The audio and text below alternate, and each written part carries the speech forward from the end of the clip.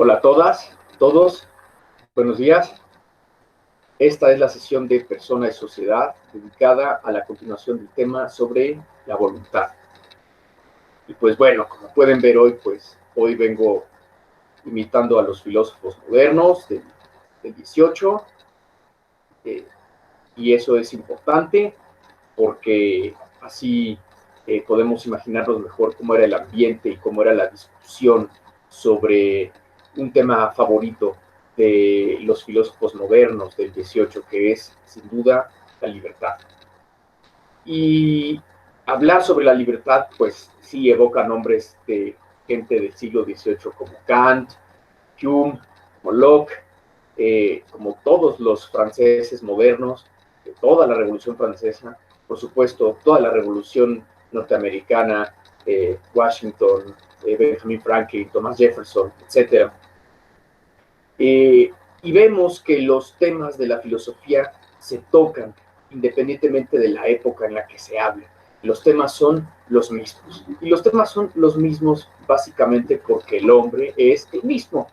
Independientemente de que lo diga Aristóteles, Platón, Sócrates, independientemente de que lo diga Tomás de Aquino, independientemente de que lo digan los demás filósofos, el tema es básicamente el mismo. El hombre sigue siendo el mismo. Y es importante saber eso. Estábamos entonces la clase pasada hablando sobre los diferentes tipos de relación que dice Aristóteles que puede tener el hombre con su voluntad.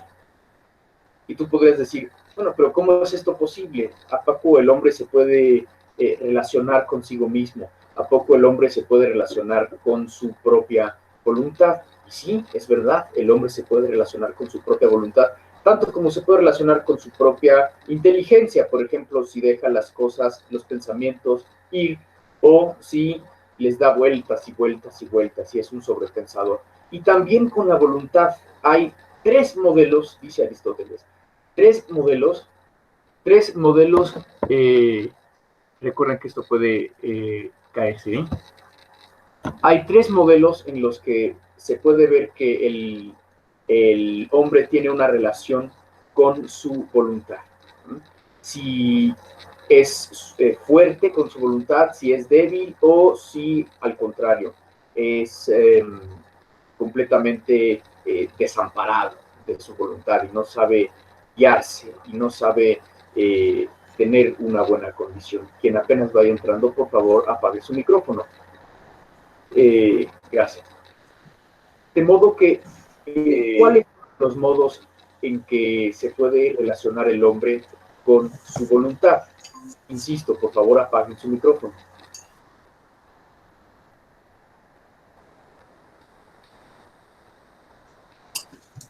Insisto, por favor.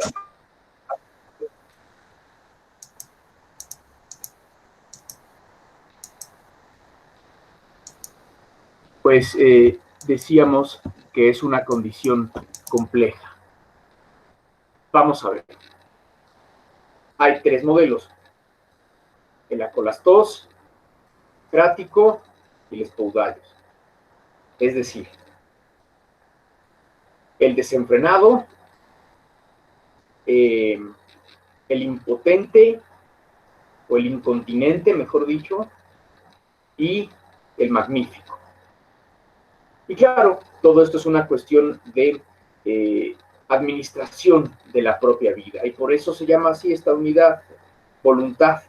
¿Por qué? Porque la voluntad, como ya decíamos, desea el bien. No solo conoce la verdad, sino desea el bien. Y claro, la cuestión es esta: hay muchas cosas buenas que no me convienen, por más que me duela, pero lo que no es para mí, pues no es para mí. Y por más que insista y por más que pretenda estar ahí recio y duro y ponerme necio, como dice Caloncho, pues no es conveniente. Y es, ¿qué cosa? Una cuestión de saber formarse a sí mismo. Pero bueno, vamos a retomar esta cuestión aristotélica para después pasar a la cuestión más moderna kantiana.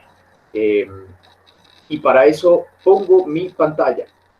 Recuerden, si tienen ustedes dudas, háganlas en el chat, por favor.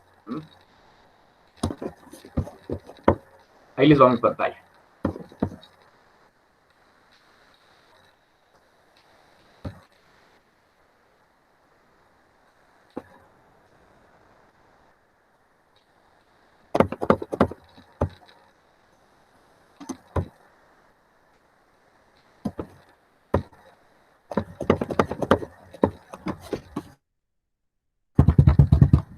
Bien. Ya desde aquí podemos ver un poco más Kant. Hoy traté de imitarle la corbata.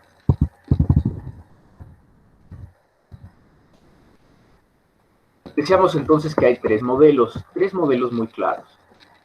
Nosotros, la mayoría de la humanidad, ¿en qué punto está? La mayoría de la humanidad está a la mitad. Ojo, no significa que estos puntos sean eh, diferentes, bueno, sí son diferentes entre sí, pero no significa que sean estados necesarios en el que vayamos a pasar por la vida, sino que a veces podemos pasar de uno a otro, a veces podemos ser desenfrenados y nos convertimos en poco a poco en magníficos, pasando por incontinentes, o a veces de ser desenfrenados nos quedamos en desenfrenados, o a veces somos incontinentes toda la vida y por tanto sufrimos y no sabemos cómo administrarnos. O a veces podemos pasar de ser de incontinentes a magníficos, pero eso es complejo. A veces el paso no siempre es gradual. ¿Cómo es el desenfrenado? Pues decíamos, es como Don Juan, no le importa hacer el mal, al contrario, lo disfruta. Dice, esto es vida, como dice un gran filósofo argentino. Que también fue mi maestro. O puede ser incontinente, es decir, una vez que aquel hombre o aquella mujer, aquella persona se da cuenta de que su vida está llena de disfrutes, de cosas que son intrínsecamente malas o de cosas que son perniciosas, es decir, que le hacen daño, pues empieza a dudar de la acción que está haciendo y entonces empieza a sufrir, su alma se empieza a desgarrar, porque quiere y no quiere. ¿Alguna vez han sentido eso, de querer y no querer? De que sabes que algo está buenísimo, de que tienes una oportunidad de disfrutar, pero aquel disfrute es desproporcionado y aquel disfrute, si bien será intenso y será placentero y será inmediato, no te ayudará a crecer como persona y al final de cuentas no te llevará a tu felicidad y por tanto ya estás sufriendo por no saber qué decidir, si desear eso o no. El alma está desgarrada, quiere y no quiere, como dice Saf. O el magnífico, que es el excelente, el virtuoso, la virtuosa, que sabe moderarse, sabe cuándo y cómo parar y disfruta porque es dueño de sí mismo, no deja que sus pasiones se adueñen de sí, sino al contrario, administra su capacidad de sentir. Teníamos el ejemplo, el desenfrenado, pues Jordan Belfort de esta película, o el Jordan Belfort de la vida real.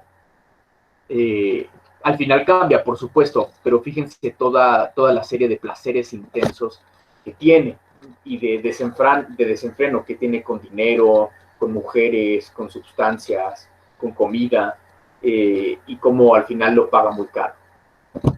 O si nos ponemos más clásicos, pues por supuesto Don Juan, que ahí está la ópera de Mozart. Nos estábamos entonces hablando sobre el incontinente y nos quedamos aquí. ¿Qué pasa con el incontinente? El incontinente no puede contenerse, pues sí, su nombre lo dice. El incontinente no tiene la capacidad todavía de disfrutar cuando para, o de saber cuándo parar y entonces saber disfrutar, sino que al contrario, al incontinente le ganan las ganas y por eso sufre, porque de hecho tiene ya una noción de que aquello que está disfrutando le hace daño, le hace mal, pero no sabe cómo dejarlo. Y sabe que aquella cosa que le está haciendo mal, de hecho, lo disfruta mucho, pero también ve que aquel disfrute es nocivo para su propia salud. Y de hecho, el incontinente, cuando no está bajo los influjos de aquella pasión que le causa tanto placer, bebida, sexo, drogas, lo que sea, de hecho es una persona finísima, es una persona bastante buena, bastante inteligente. Y el mejor ejemplo, como lo veíamos la clase pasada, pues es el de Barney Gómez. ¿Por qué?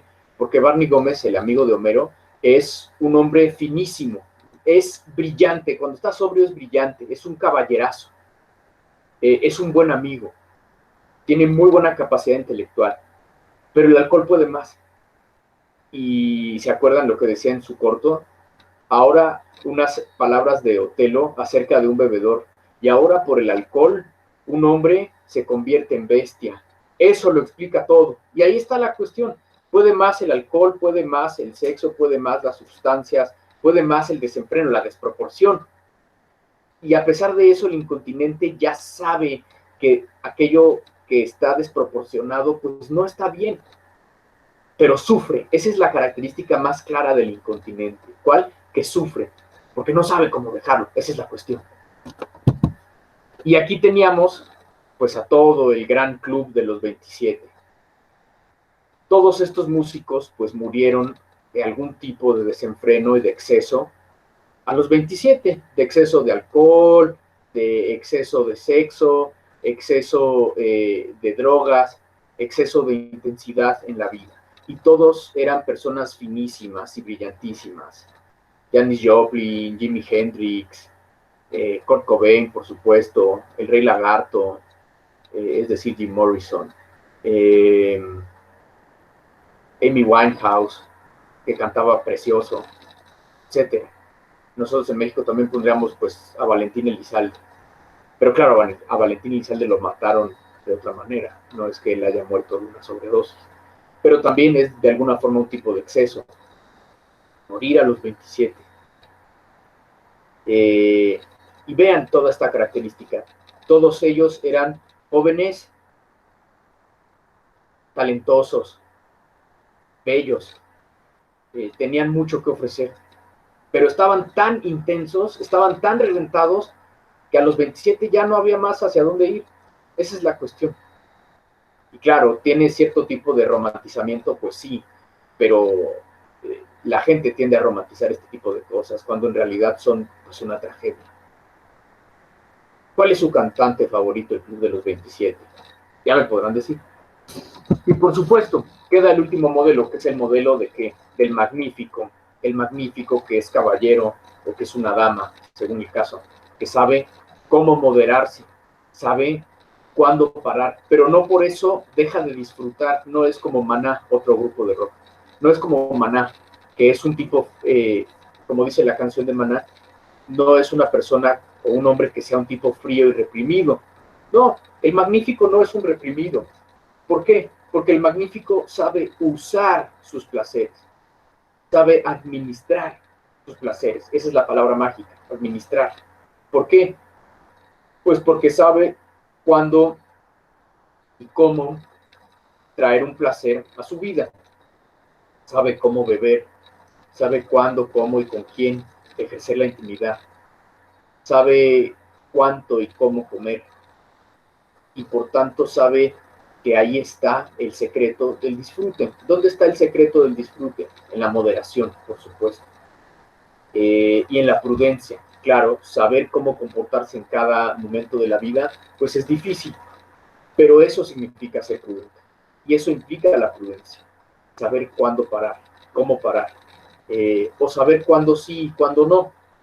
Porque de otra manera, el que constantemente ejerce sobre sí un placer, el que constantemente ejerce sobre sí un placer que no, digámoslo así, no está administrado, pues pierde su capacidad de saber cuándo parar. Se vuelve, de hecho, siervo de sus placeres y pierde su libertad. Como el alcohólico, le gusta estar ebrio, pues claro, le gusta estar fuera de la realidad y por tanto pues, se convierte en adicción. O así con las drogas, o así con la intimidad, o así con la comida.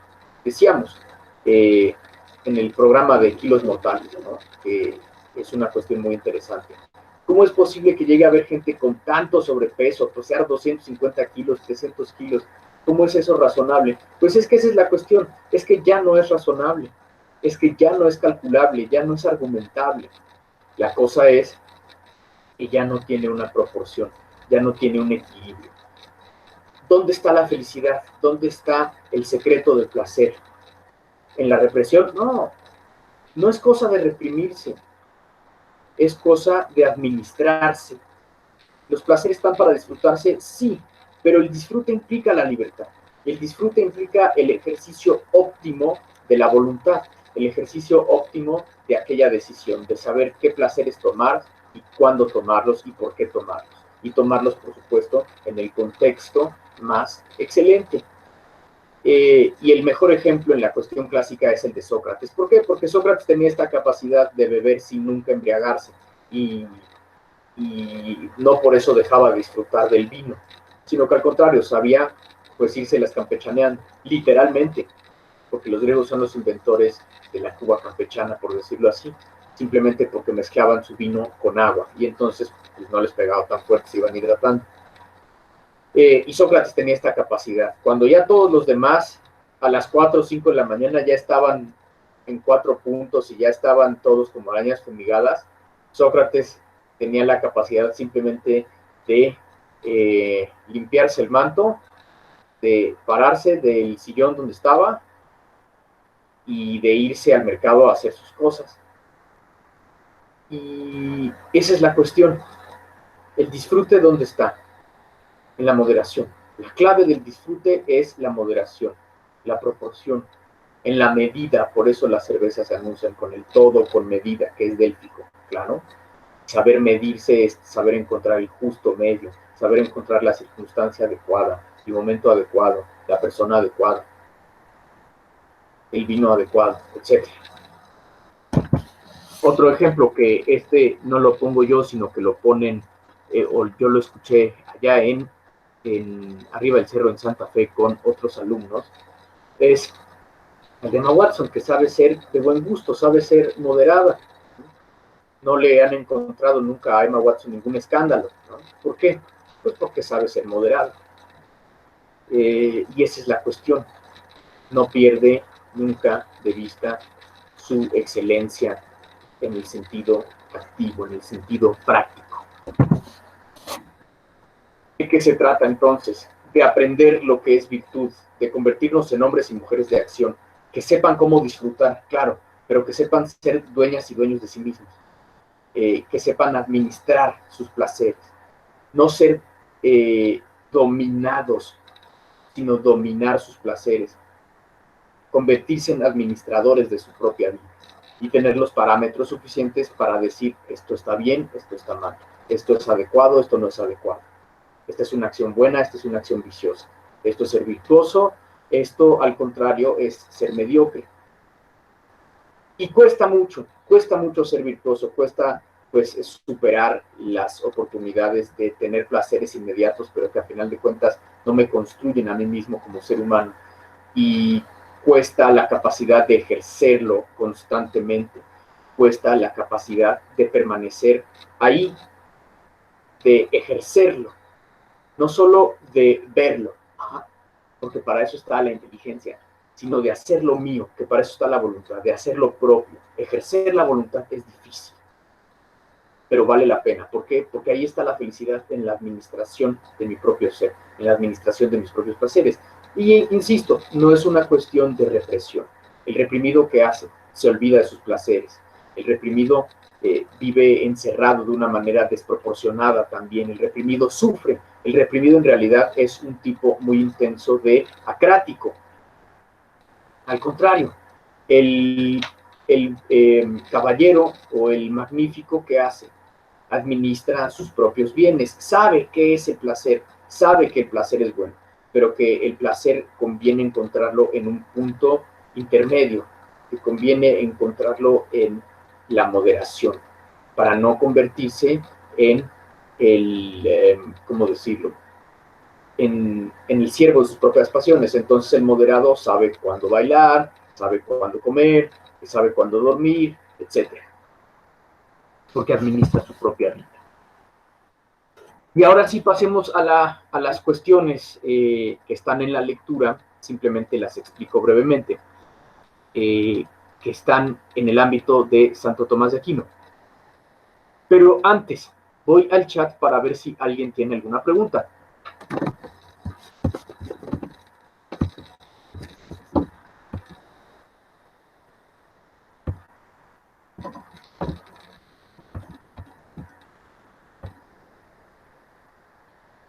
Buenísimo. ¿Quién tiene preguntas? ¿Alguien quiere hacer alguna pregunta, algún comentario? Recuerden, el foro es suyo.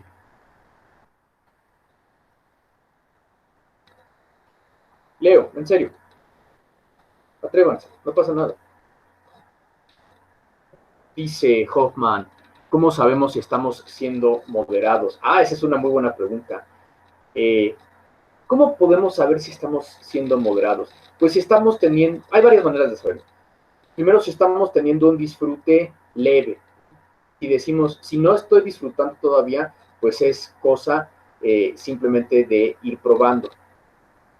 Y cuando empiezas a saber o cuando empieza a dolerte aquello de lo que aparentemente estabas disfrutando, significa que ya estás pasando el límite. Es cuestión de prueba y error.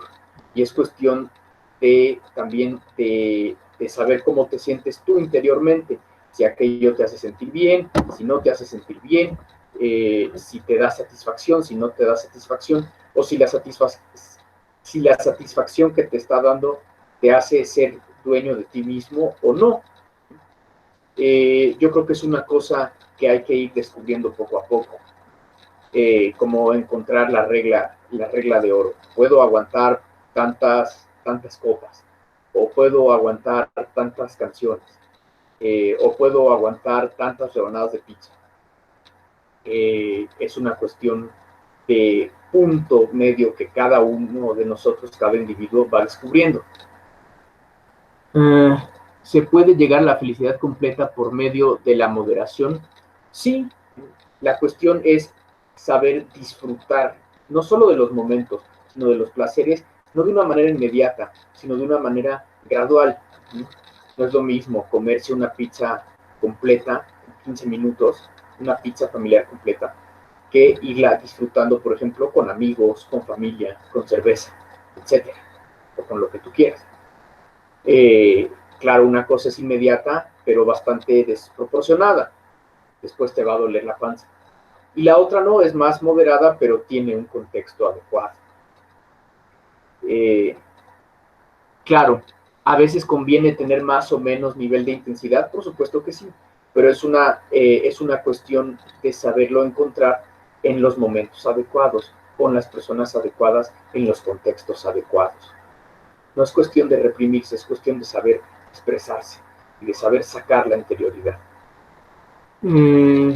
La moderación, es una muy buena pregunta. La moderación es subjetiva, en un sentido sí y en otro sentido no.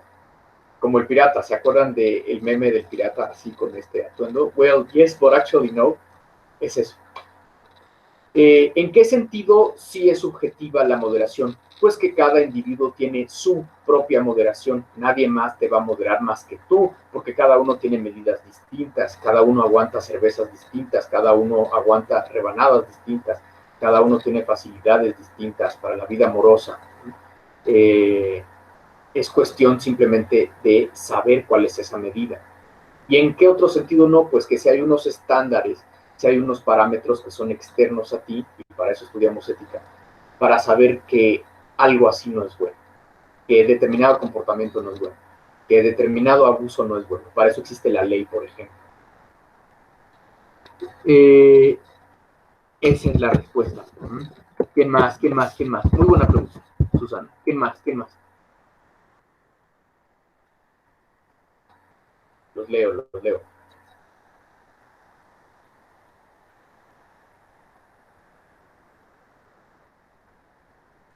¿Nadie más quiere hacer alguna pregunta? ¿Algún comentario? Y si somos moderados y no disfrutamos, esa es una cuestión difícil. Hay un padecimiento que se llama anedonia, que significa no tener capacidad de disfrutar. Hedoné, disfrute, gozo. Más que gozo, placer. Puede ser de muchas maneras. Quizás necesitas un poco más de intensidad, lo cual no significa que seas inmoderada o inmoderado. Es cuestión de ejercerlo de una manera excelente.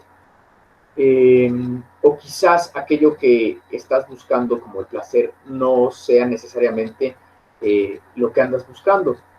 o aquello que tú andas buscando y que encontraste quizás no sea lo que en realidad andas buscando, quiero decir. Es una cuestión difícil, es una cuestión también de aprender a disfrutar también se aprende. Administrar el placer también se aprende, en un sentido francés incluso. Saber beber, saber tomar, saber bailar, etc. Y saber cuándo hacerlo y por qué hacerlo y cómo hacerlo. Esa es la cuestión. ¿La moderación podría ser mala? ¿Por qué podría ser mala la moderación? Más bien, la moderación, no, es interesante lo que preguntas. La cuestión es más bien cuándo ejercer la moderación o cuándo no. La moderación que es demasiado sufrida, que es demasiado intensa, incluso que es demasiado soberbia, entonces ya no es moderación, ya es represión. Una de las características más claras de la moderación es que es sencilla, es humilde, no se nota cuando alguien es moderado, simplemente tú ves que es muy equilibrado, simplemente tú ves que sabe disfrutar. La moderación que se convierte en una carga no es moderación, es un tipo de incontinencia. ¿Por qué? Porque duele a final de cuentas. Y eso no es un buen signo. Es cosa simplemente de saberlo administrar y irlo descubriendo poco a poco en la vida. Es una buena pregunta. Bien, es una cuestión que nos puede dar reflexión. ¿Quién más? ¿Alguna otra pregunta, comentario? ¿Quién quiere comentar? ¿Nadie?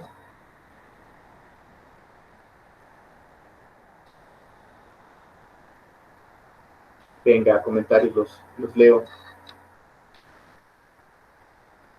Y no pasa nada, regresamos.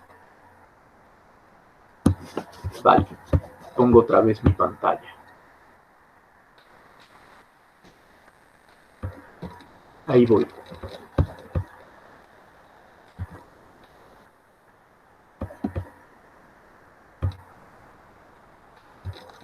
Bien, decíamos entonces que teníamos estas preguntas de Santo Tomás. ¿Cómo es la cuestión de la moderación? Y hay dos preguntas que están aquí en la lectura, también en la Suma Teológica. Todo aquello que la voluntad quiere, lo quiere con necesidad. Y la otra pregunta ¿es la voluntad una potencia superior al intelecto? Pues vamos por orden. Todo aquello que la voluntad quiere, lo quiere con necesidad. No. Hay cosas que queremos sin saber por qué las queremos. Y muchas veces aquello que nos sería bueno no lo queremos. Como el que no quiere comer verduras, todo el día quiere comer chocolates. O como el que no quiere hacer ejercicio y todo el día se la pasa acostado. Todo aquello que la voluntad quiere, por otra parte, no nada más lo quiere por necesidad, porque la voluntad puede querer cosas que están más allá de la necesidad en el sentido de la naturaleza humana. Muchas veces queremos caprichos y aquellos caprichos no van de acuerdo con la necesidad, es decir, con la naturaleza humana. De tal modo, pareciera que nuestra voluntad está atada a alguien más o a algo más y que nosotros seríamos meros títeres, pero no lo somos. No somos meros títeres, no somos meros, digámoslo así, marionetas del destino o marionetas de los dioses o de Dios, sino que simplemente tenemos esta fuerza dentro de nosotros que es nuestro querer, nuestro deseo. No estamos atados, nuestro destino no está atado, no está, digámoslo así,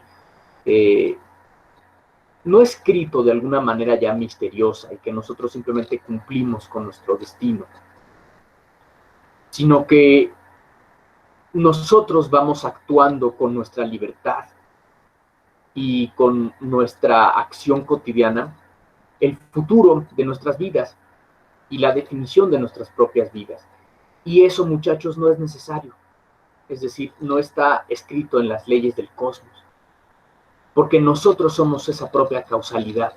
Y esto es algo, es un tema que se ha discutido a lo largo de toda la historia de la filosofía, que es la cuestión de la libertad frente al destino. Si ya estamos destinados, pues estamos determinados, si la libertad no existe. Por otra parte, si la libertad existe, entonces convendría que no estuviera atada a las leyes de la naturaleza. Y por tanto, como lo dirá Kant, que la libertad sea una causalidad metacósmica, metamundana, que esté más allá del mundo. Lo quiere con necesidad. No, no lo quiere con necesidad.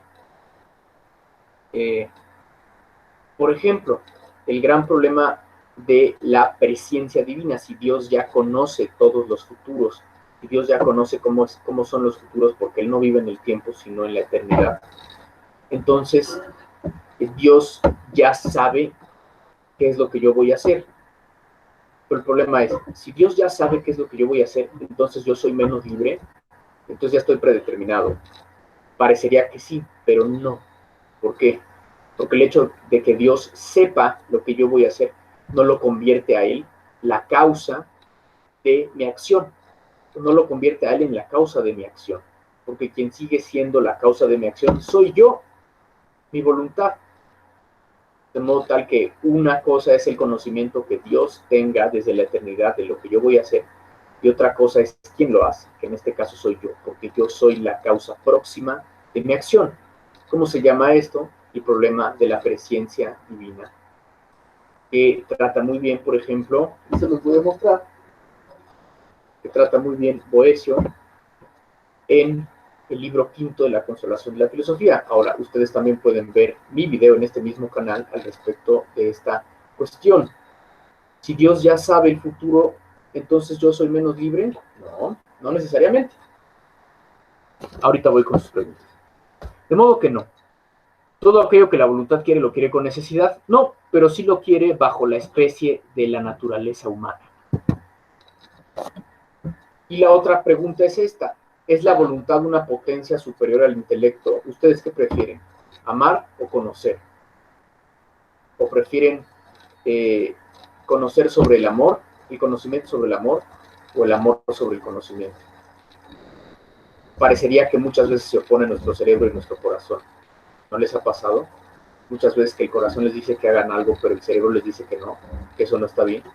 Claro, no es que estos dos órganos nos lo manifiesten, sino que aquí estos dos órganos representan dos facultades humanas nuestras: el cerebro, la inteligencia; el corazón, la voluntad, el deseo, la pasión.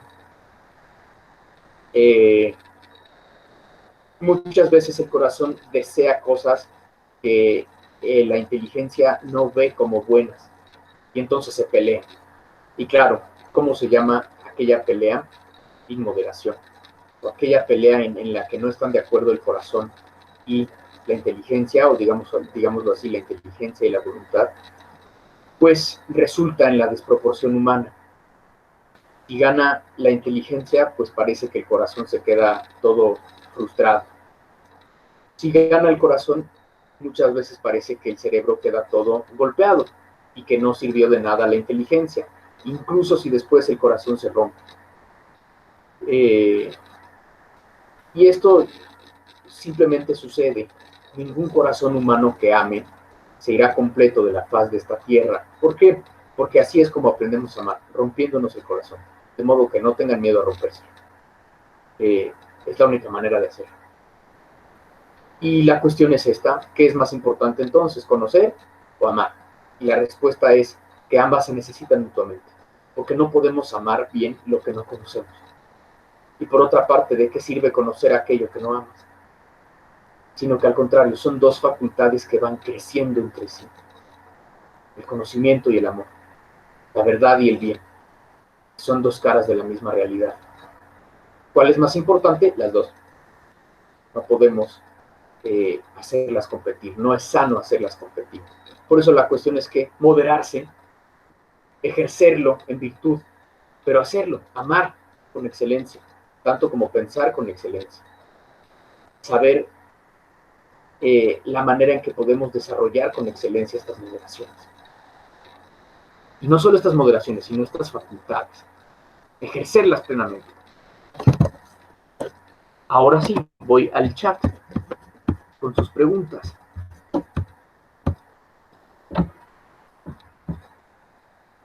Dice, nuestro destino ya estaba escrito, y estaba escrito que hoy íbamos a platicar que el destino no está escrito y que nosotros solo la causa de nuestra acción. Ojo, eso está visto, sí, desde la eternidad. Pero eso no significa que nosotros dejemos de ser la causa de nuestra acción. Porque quien lo hace somos nosotros. De modo incluso que nosotros podemos preguntar, entonces Dios no conoce las cosas o no conoce las muchas posibilidades que nosotros tenemos. Pues no sería un conocimiento excelente, sino que Dios conoce ya lo que de hecho va a pasar. Pero eso no significa que Dios sea la causa próxima de aquellas acciones, sino que la causa de aquellas acciones somos nosotros, con nuestras decisiones. Puede ser que sea la inteligencia quien se equivoque, sí, muchas veces. Muchas veces la inteligencia se equivoca porque no lo ve bien o no lo ve con claridad, como cuando nos enamoramos y le queremos presentar a nuestra inteligencia una imagen pues mucho más excelente de la persona de la que nos enamoramos, de como realmente es. Aquello es un error del corazón, sí, pero también es un error de la inteligencia, que se dejó llevar y entonces no supo ver bien cómo está aquello. ¿Quién más tiene preguntas? Ahora es el momento de hacerlas. Entonces, ¿a quién escuchamos? ¿Al corazón o a la inteligencia? A ambos. Es cuestión de saber escucharlos a los dos, no nada más a uno. Y eso es difícil. Saber escuchar al corazón es difícil. Pero es una cosa que también se puede hacer con ejercicio. Es una cosa que también se puede hacer con aceptación de nuestra propia naturaleza humana. No luchen contra ustedes mismos, no al menos de una manera innecesaria. Si luchen, por ejemplo, cuando saben que algo está mal, tienen los argumentos suficientes, simplemente por llegar a un conocimiento mejor, no solo a un conocimiento mejor, sino a una mejor capacidad de ejercer el amor. ¿Por qué? Claro, porque no todos los deseos que sentimos, no todos los apetitos que sentimos pueden de hecho estar ordenados o pueden de hecho estar proporcionados.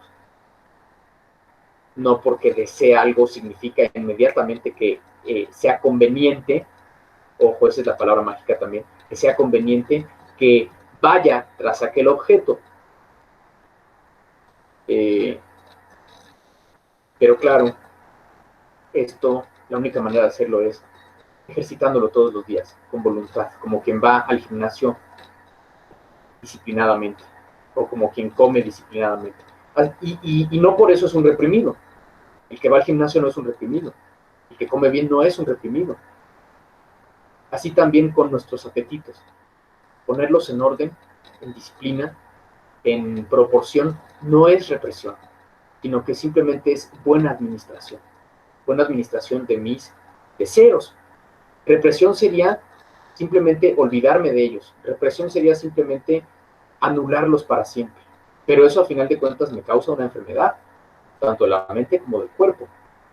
Es cuestión de esperar y es cuestión de saber cuándo ejercer. ¿Cómo puedes identificar a cuál de los dos estás escuchando? Eso es difícil.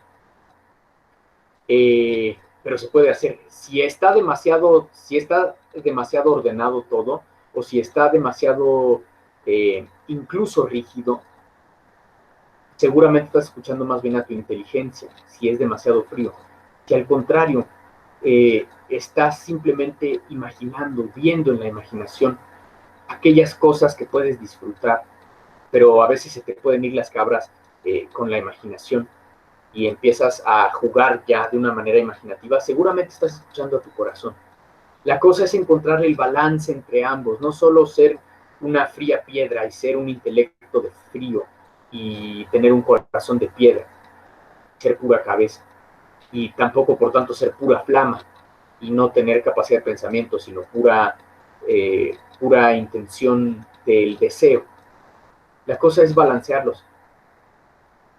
Pero si ambos tuvieran una opinión distinta, ¿cómo encontrar el balance entre los dos? Meditando, esperando, preguntándote cosas muy concretas. ¿Qué es lo que quiero? ¿Y por qué lo quiero? La manera en que puedo conseguirlo es ordenada, es proporcionada, me hace crecer a mí como persona, me hace a mí excelente, hace que yo use a las personas nada más para tener un rato de placer o un rato de comodidad, cuando en realidad las estoy usando, o no. Ojo, decidir es difícil, pero decidir implica tanto al corazón como al cerebro, tanto la inteligencia como la voluntad, y ponerlas en la misma mesa a dialogar. Es decir, aceptar, es una cosa de aceptación, aceptar que yo soy inteligencia, pero también soy deseo. Y eso es, a final de cuentas, lo que el gran Aristóteles va a decir.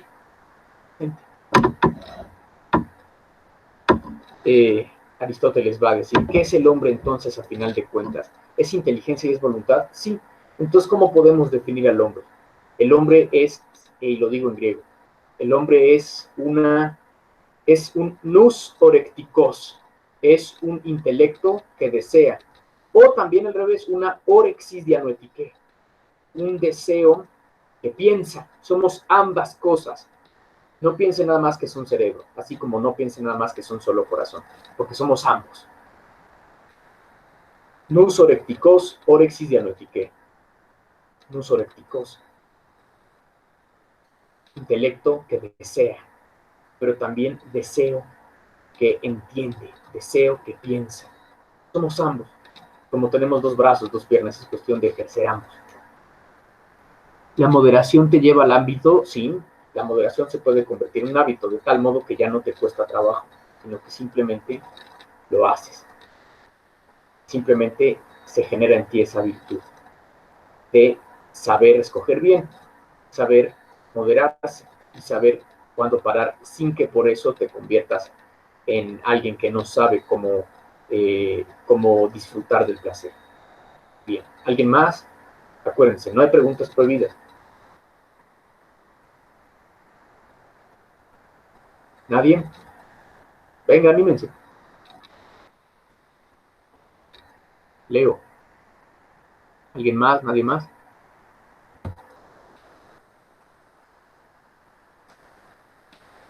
Anímense con toda confianza. Dice Hoffman, ¿lo que sientes puede estar fuera del intelecto? Sí, por supuesto que sí, y es válido. No estamos obligados a explicar ni a pensar todas las cosas que sentimos y que nos pasan.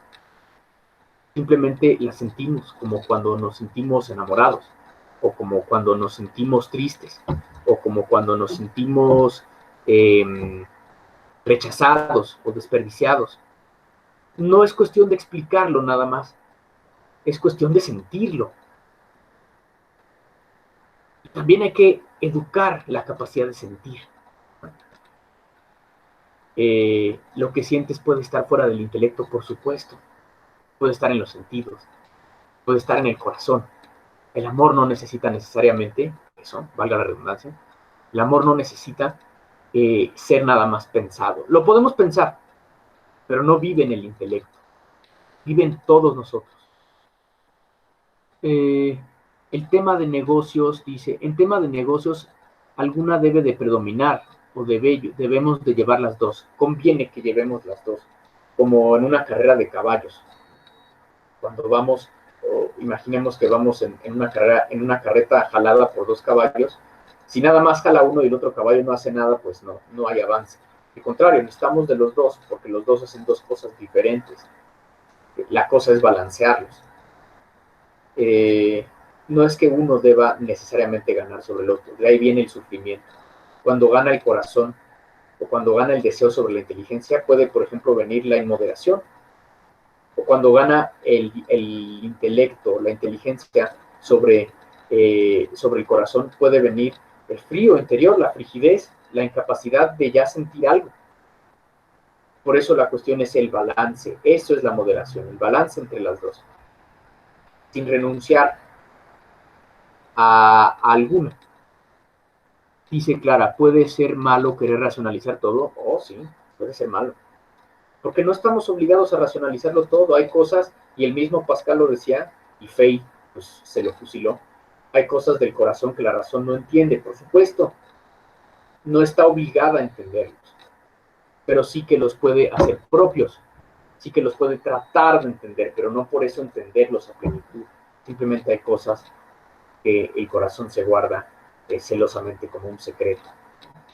Y ya saldrán.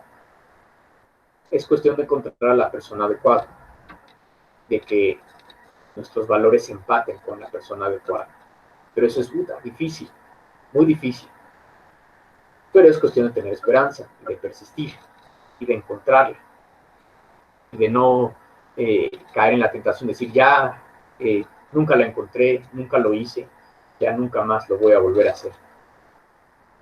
No, siempre quedan muchas personas por encontrar, siempre quedan muchas personas por conocer, siempre quedan muchas relaciones que aguardan a ser hechas o que aguardan a ser simplemente practicadas. Siempre hay mucho más que descubrir. ¿Alguien más? Dice Osorio, ¿usted a dónde cree que nos orienta la educación de nuestra sociedad? Ah, ese es un gran problema, pero ahí va, por supuesto, mi opinión personal. Yo creo que esta educación posmoderna nos lleva mucho hacia la inmediatez y considera que aquel que no sabe disfrutar de una manera inmediata pues es un tipo frío y reprimido, como dice Maná, que si no eh, y si no eres ebrio, si no eres drogo, si no eres intemperante en el sentido sexual, entonces no eres una persona completa. Cuando no, esta pedagogía de la inmediatez es muy nociva porque empieza a considerar que las personas son cosas.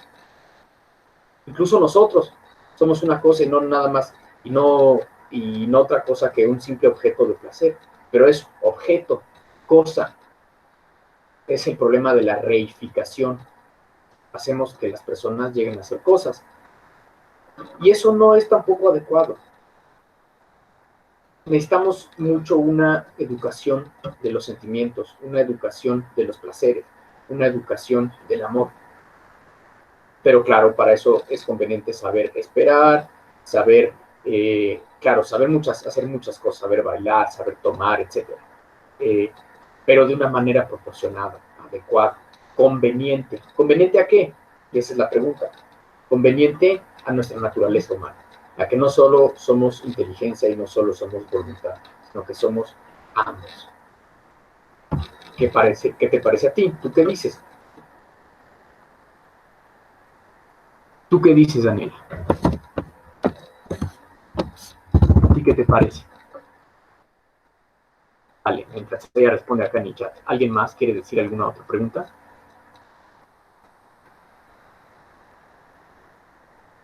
¿Alguien? ¿Nadie?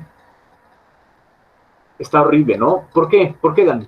¿Por qué está horrible? Yo creo que sí, yo concuerdo contigo, pero ¿por qué?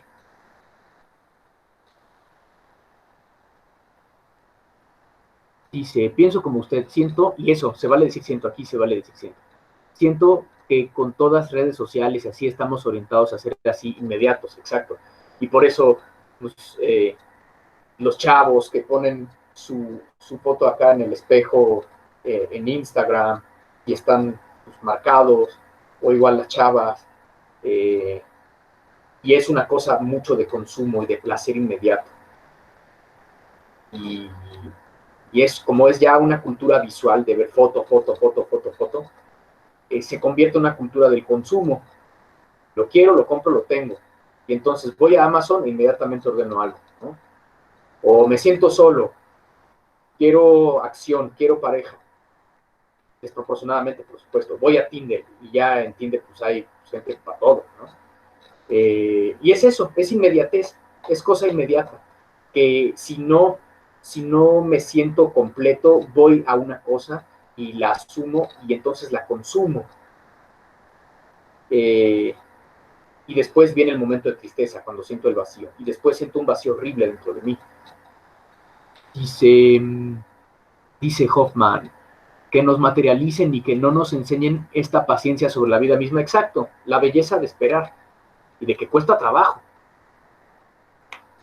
Dice Osorio, nos comparamos con personas que no son reales. Exactamente, o que están todas operadas, o que viven solo para Instagram.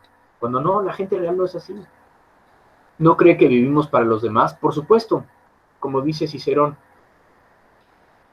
non nobis ipsis sed alis vivimus. No vivimos solo para nosotros, sino para los demás. Y eso significa hacer comunidad, hacer sociedad. Pero eso es difícil verlo si todo el tiempo y toda la vida, todo el tiempo en el celular, pues simplemente tienes inmediatez.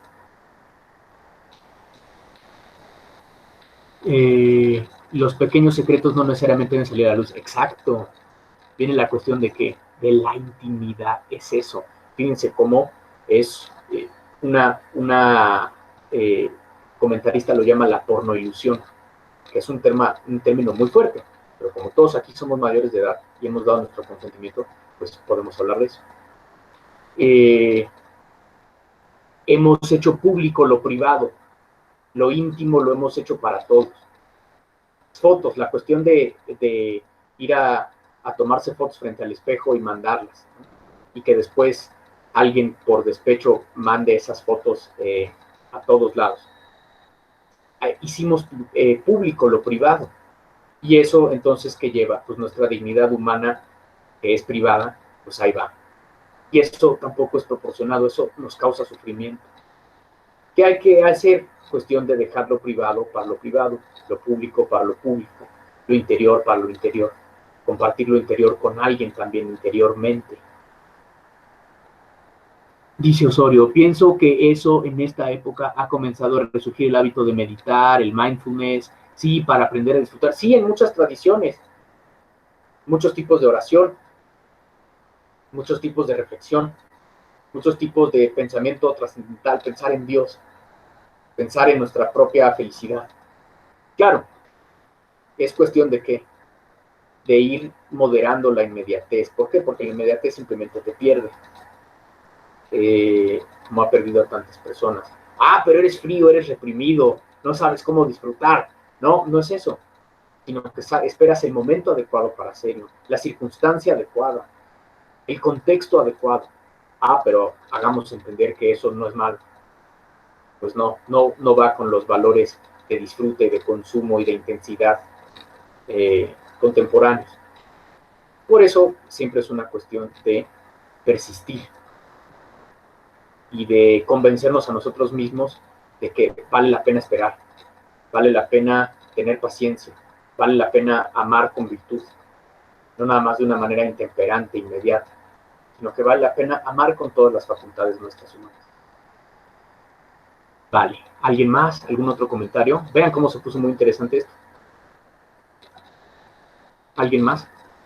Niñas, niños.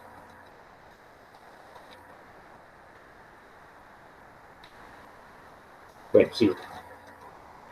Y ahora sí llegamos entonces a Kant,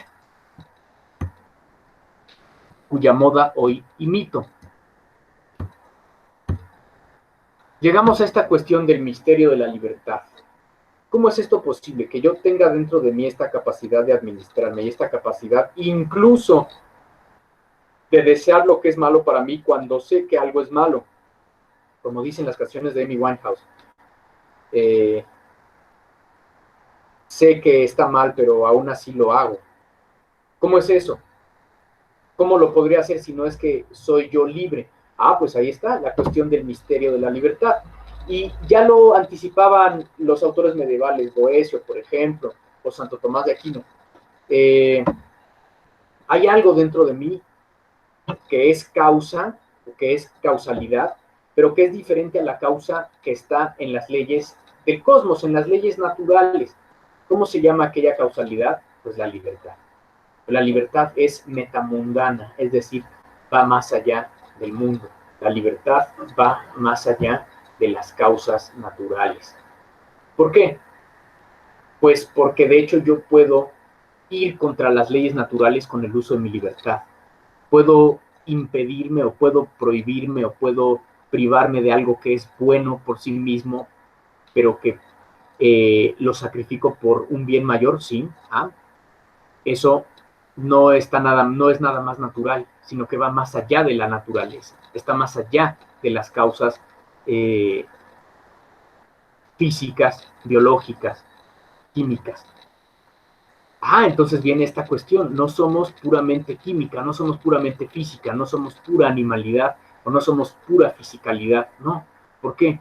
Por esta cuestión misma que decíamos, podemos desear lo que no es bueno para nosotros, como por ejemplo persistir en un mal, y todo el club de los 27, y hablan perfecto de esto. Fíjense cómo han salido buenas recomendaciones de rock en esta clase, creo.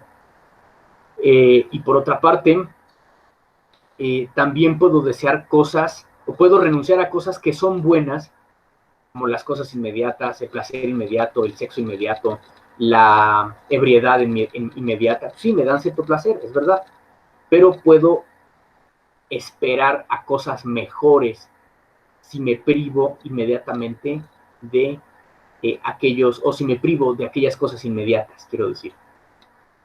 ¿Cómo se llama eso? Libertad, el misterio de la libertad. Y entonces Kant se da cuenta de esto, de que la libertad sí existe, porque de hecho yo puedo pensar y puedo desear cosas, no nada más en un sentido natural o en un sentido de las leyes naturales, como lo hacen los animales, sino que de hecho puedo desear cosas o bien que están más allá de mi naturaleza, o puedo encauzar los deseos de mi naturaleza para conseguir un bien mejor, un bien, digámoslo así, maximizado, como el que espera la intimidad o el que espera al vino, pues no lo hace simplemente para privarse de él, sino que espera el contexto adecuado, el momento adecuado, para que sea no solo más placentero, sino para que sea más disfrutable, sí, y también más virtuoso, más excelente.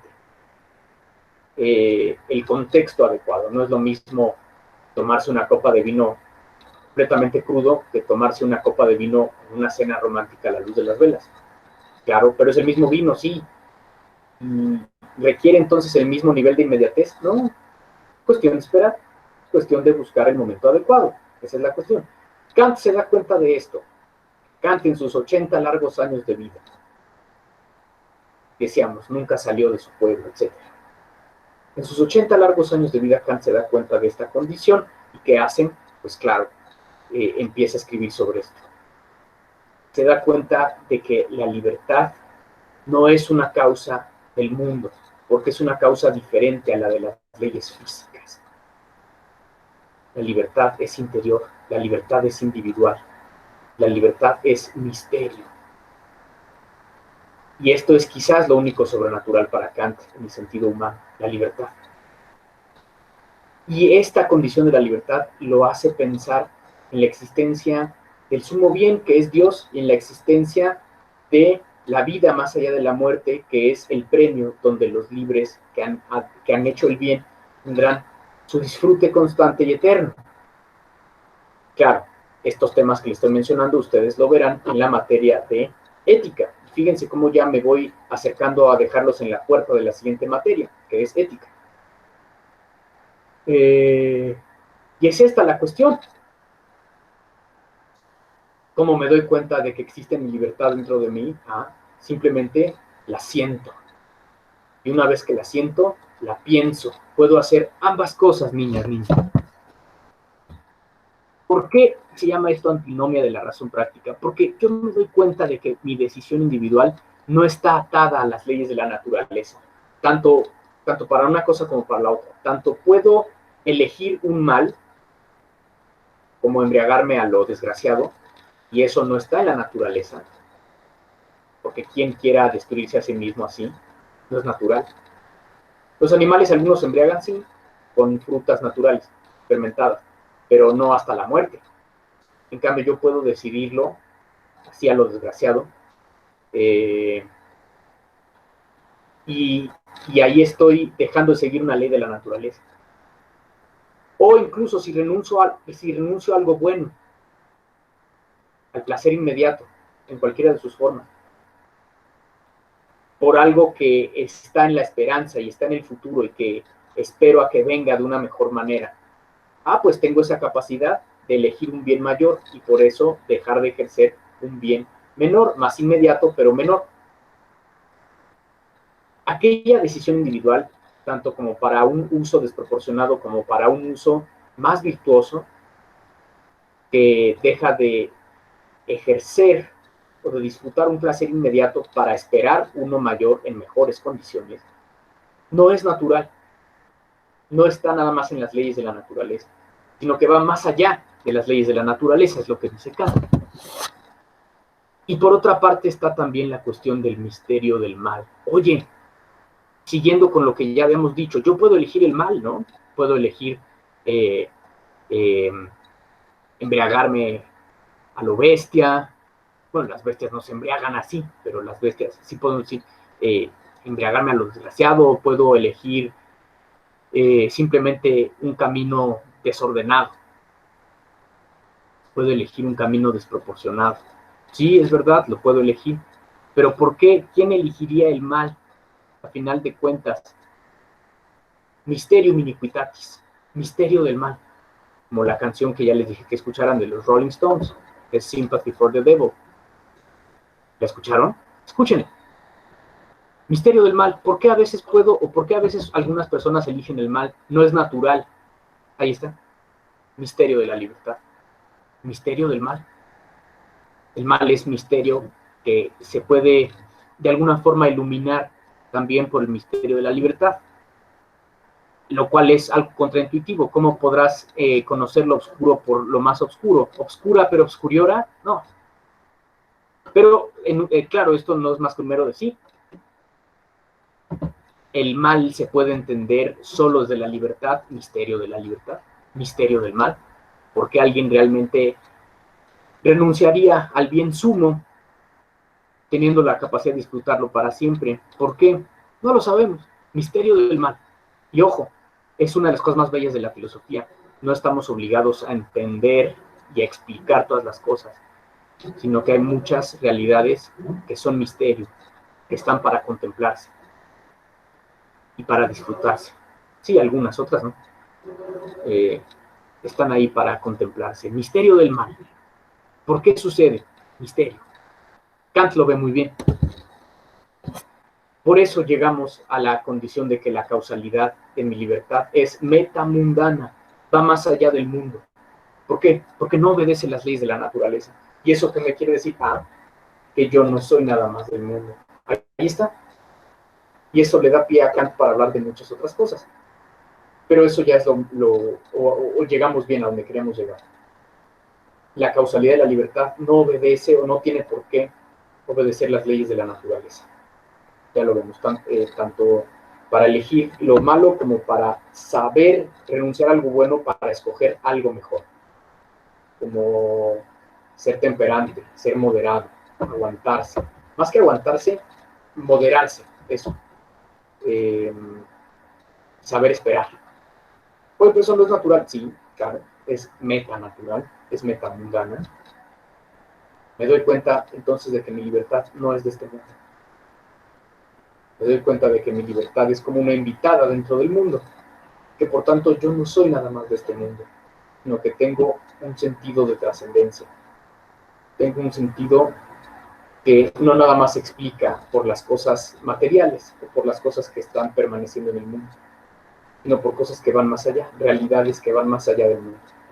Por eso, insisto, y ustedes lo verán, quizás la metafísica de Kant, la única metafísica de Kant es su ética, cuyo punto de partida es este, el de la libertad que va más allá del mundo. La libertad que no está forzada a obedecer las leyes de la naturaleza, porque no es natural, sino que es misterio, que es individual, que es educable, que puede recibir buena educación y que puede ser formada de la mejor manera posible, con virtud, pero formada, al final de cuentas.